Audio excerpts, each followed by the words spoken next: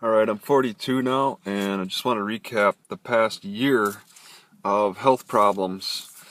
Okay, now early in the year I had bad flu while I was in Vegas. I think that happened about January or February.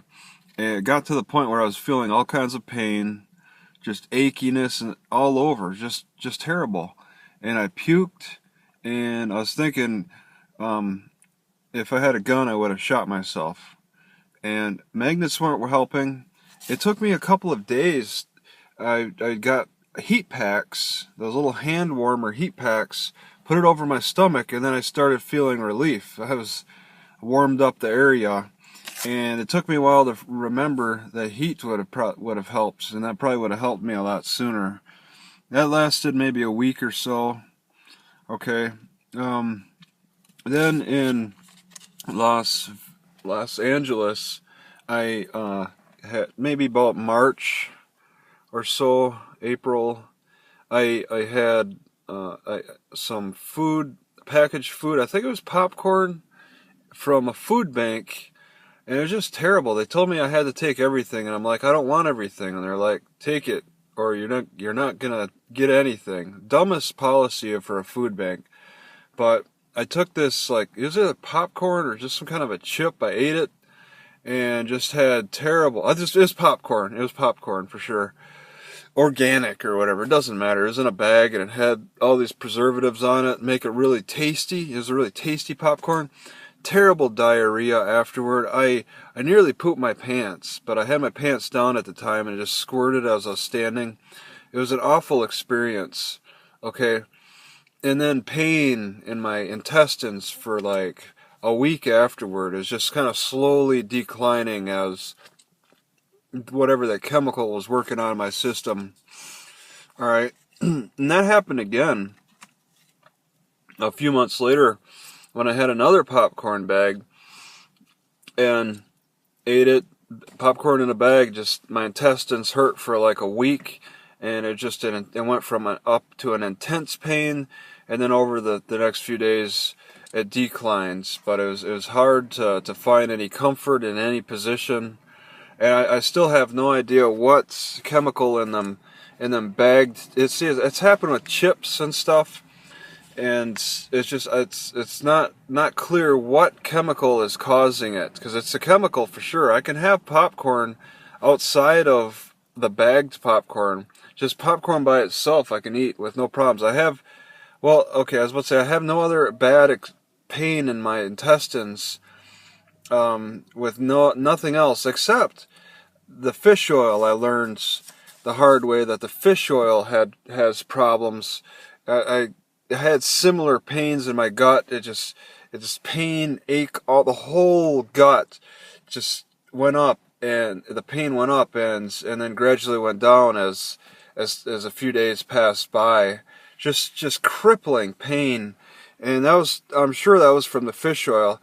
That was possibly vitamin A or vitamin D or something excess. I don't think they put vitamin A or vitamin D excess into bagged popcorn. Okay, so I've had a lot of pains in my guts. So it's understandable that it's going to be going downhill if I'm going to make mistakes and eat those. All right, I've suffered some environmental pollutions. Okay, and they seem to affect my heart, make my heart go racing at night. Okay, and that happened in Vegas too. In parts of Vegas, the city furthest north of Vegas, it was really bad. I couldn't rest, I couldn't sleep. It was just something. When I got to the coast, things were working out okay, but then I get to Fort Bragg, and it was really terrible. There's just all kinds of pollution. I readjusted my parking. I moved a few blocks over, and I got out of the smoke trail that one of the guys in one of the homes was putting out, burning their trash or something. Yeah, there was a big fire. The smoke was a hazard. It was a breathing hazard. Back with the Santa Maria fires, whatever they're called.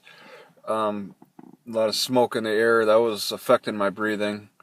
It was off and on. Mostly digestive issues, I would say. experienced. I did have a cold for a little bit, gave me a sore throat and all that. That lasted maybe a week or so, and that was kind of recent in the cooler weather. So I've had my ups and downs.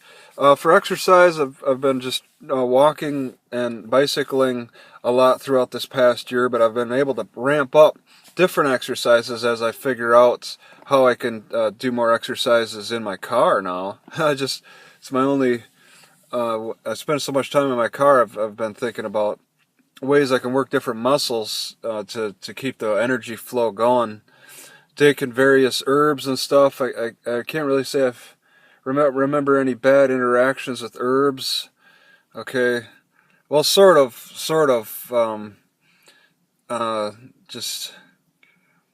Just the most recent with the bay leaf. I didn't realize how diuretic bay leaf is, and I forgot how diuretic the celery is. I juiced a whole celery stalk, and really had to pee, similar to the bay leaf. Just I had put like 20 bay leaves, made a tea out of that.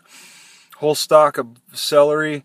There are about 20 leaves of bay leaves, or a whole stalk of celery, and make you pee the same. I don't know if it's that good. I was a little dizzy from all the peeing, for just cycling through all my vitamins and stuff. I think I was making an imbalance from all the diuretic activity of that. But yeah. Overall, I've had my moments. Okay, I had that bad interaction with the poison oak. I think I touched the poison. I ate some poison oak even because I didn't know it was poison oak. Just the inner bark, and I got a big nasty rash all over from that. So I got to pay attention to the leaves of 3. Okay. There's been ups and downs. It's been a challenge. I make poor decisions, and that's what's gotten me in bad shape at times. But I'm learning from that, and hopefully this next year will be better.